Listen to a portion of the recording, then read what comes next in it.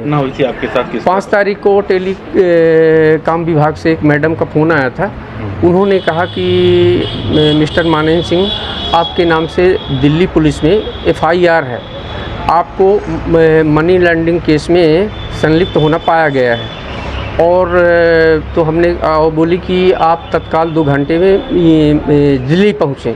तो हमने कहा मैडम मैं सीनियर सिटीजन हूँ, मैं दिल्ली 1-2 घंटे में नहीं 2 दिन में भी नहीं आ सकता। दिल्ली हमारे यहाँ से 1500 किलोमीटर दूर है, तो मैं आने में असमर्थ हूँ। और तो बोले कि तो एक काम करो कि मैं आपको IPS अधिकारी से दिल्ली पुलिस को हैंड ओवर करती हूँ केस को, और आप जो है तो उनसे बात कीजिएगा, वो आपकी हेल्प करेंगे। फिर IPS अधिकारी के सामने जब बात हुई उनसे, तो साहब कहने लगे कि भाई आपको मनी लॉन्ड्रिंग केस में पाया गया है, आपको 8-10 साल की सज़ा होगी, और इसमें आप के जो एक्सिस बैंक का मैनेजर था वो पकड़ा गया है, वो 1400 करोड़ रुपए का घपला किया है। और उसमें से उसने बयान दिया है कि आपके अकाउंट में जो दिल्ली में खोला गया है मानन सिंह के नाम से, उसमें आपको आपका 8 करोड़ 70 लाख का लेन देन किया गया उसमें।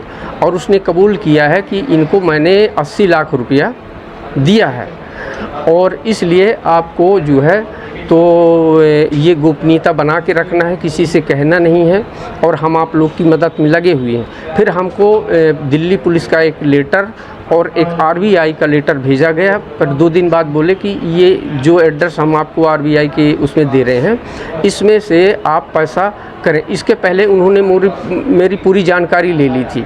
वो जानकारी ये ले लिए कि आपकी कितनी प्रॉपर्टी है, कहाँ कहाँ बैंक में पैसा है आपका, कितनी FDयाँ हैं। फिर उन्होंने कहा कि पूरा पैसा यूनियन बैंक में जो है आपका, मैडम का आपका वो एक अकाउंट में डाल करके RTGS के माध्यम से दूसरे बैंक में आप डालें जहां आपका दूसरा खाता है। तो वो मैंने तोड़ करके पूरा पैसा दूसरे बैंक में डाला। ये वहाँ पूरा मिला करके दोनों बैंक का खाता का पैसा हमारा 22,49,000 रुपया हुआ था।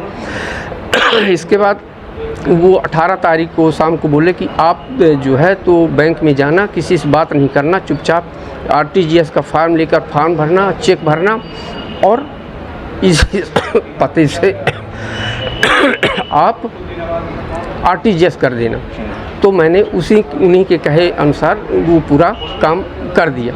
और फिर बाद में उन्होंने कहा कि 8 लाख, 2 दिन बाद बोले कि 8 लाख और आप दीजिए, इसलिए कि दूसरी प्रॉपर्टी की आपकी जांच करनी है, नहीं तो आपको अरेस्ट कर लिया जाएगा और आपको सज़ा होगी। तो हमने कहा सर हमारे पास अब बिल्कुल पैसा नहीं है, ना हम अब दे सकते। जो आपने बोला था कि 22 लाख रुपया आपका 24 घंटे में वापस आ जाएगा जांच के बाद में, वो पैसा मेरा रिटर्न करें, तो वही पैसा हम आपको दूसरे अकाउंट में डाल दें ताकि आप जांच कर सकें। ठीक है। फिर इसके बाद उन्होंने कहा कि ठीक है, हम 2 दिन का मौका देते हैं, इंतज़ाम करो पैसा का, यूँ तो। फिर इसके बाद हमको ऐसा महसूस हुआ कि लगता है कि कहीं ये फ्रॉडगिरी तो नहीं है।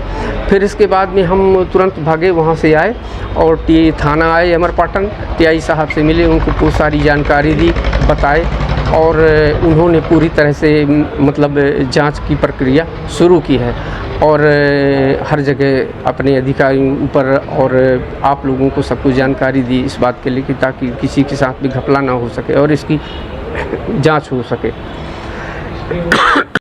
का मामला सामने आया है, 22 लाख की ठगी हुई, क्या मामला है?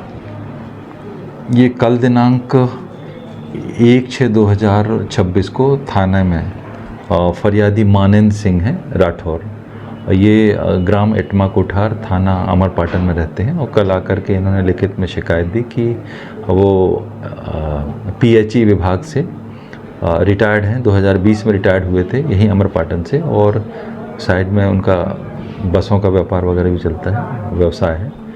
और इन्होंने शिकायत में जो उल्लेख किया था उसमें ये था कि 5/5/2026 को शाम करीबन 5 बजे इनके पास एक नॉर्मल कॉल आया, जिसमें कोई महिला बात कर रही थी।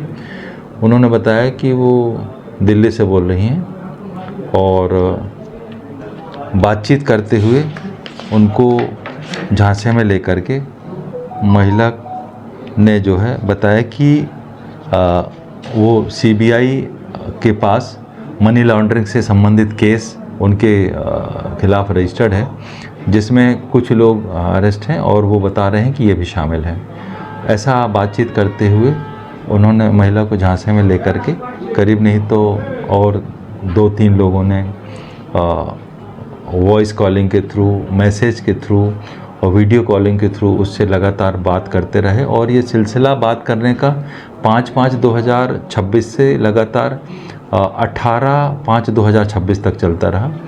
और इस तरह से डिजिटल अरेस्टिंग का, गिरफ्तारी का बता करके उसको उसकी जानकारी लेकर के बैंकों के संबंध में, खेतीबाड़ी के संबंध में या एफडी वगैरह आदि के संबंध में उसको बोल करके कि सारी जानकारी हमारे पास इन्फॉर्मेशन है, इस तरह से उसको झांसे में लेकर के षड्यंत्रपूर्वक जो है उसकी जो 4 एफडी थी फरियादी की, जिसमें से यूनियन बैंक में 3 एफडी थी, 2 उसकी पत्नी के नाम से पुष्पा और 1 उसके स्वयं के नाम से। इसके अतिरिक्त इंडियन बैंक में 1 था इसका स्वयं का एफडी थी। इन चारों एफडीओं की जानकारी उनको है और जानकारी लेकर के उन्होंने चारों एफडीओं को तुड़वा करके एक बैंक, इंडियन बैंक में करवाया और इंडियन बैंक में करवाने के बाद उनके द्वारा जो जिस बैंक का एड्रेस दिया गया था, नाम पता दिया गया था, उसमें आरटीजीएस के माध्यम से 19 तारीख को 22 लाख रुपए डलवा लिए गए।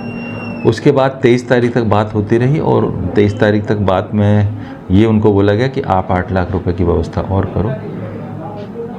चूँकि मामला बहुत गंभीर है, तुरंत इसको संज्ञान में लेते हुए वरिष्ठ अधिकारियों के नॉलेज में ला करके निर्देश प्राप्त करके इसमें प्रथम दृष्टया जो आवेदन में और बातचीत के दौरान 3 आरोपियों के नाम आए हैं, 1 महिला और 2 पुरुष। इनके विरुद्ध प्रथम दृष्टया अपराध धारा 318(4), 319(2), 308(2), 61(2) BNS तथा 66D IT एक्ट के तहत प्रकरण पंजीबद्ध कर अनुसंधान में लिया गया है और वैधानिक कार्यवाही करते हुए साइबर सेल के माध्यम से इन आरोपियों को पकड़ने का भरपूर प्रयास किया जाएगा। पूरी संभावना और विश्वास भी है कि हम इसमें सफल भी होंगे। आपके माध्यम से मैं क्षेत्र के लोगों को यह मैसेज देना चाहता हूं कि वो किसी भी इस तरह की ऑडियो कॉलिंग, वीडियो कॉलिंग और मैसेजेस से बचें या किसी भी क्लिक से बचें, ताकि उनके द्वारा एक क्लिक करने से यदि उनके अकाउंट खाली हो जाते हैं या उनके पास जो मेहनत की जमा पूंजी है वो ख़त्म हो जाती है। और मैं बहुत दुखी हूँ कि इस तरह से लोगों का पैसा जो है बदमाशों के हाथ में इंटरनेट के माध्यम से, साइबर ठगी के माध्यम से जा रहा है। कृपया करके आप सबसे अनुरोध है, आप सब लोग सजग रहें, सतर्क रहें और प्रत्यक्ष या अप्रत्यक्ष रूप से कोई भी आरोपी, इसी तरह से एटीएम फ्रॉड भी होता है। एटीएम में आपका एटीएम बदल लिया जाता है, आपको एक व्यक्ति बात कर रहा है और दूसरा व्यक्ति आपको आपका एटीएम लेकर के, आपका एटीएम यूज़ करके जो है पैसा ले लेता है। प्लीज़ आप सबसे अनुरोध है कि आप लोग बहुत सतर्क रहें और इस तरह से आपकी जो जमा पूंजी है उसको बचा कर रखें।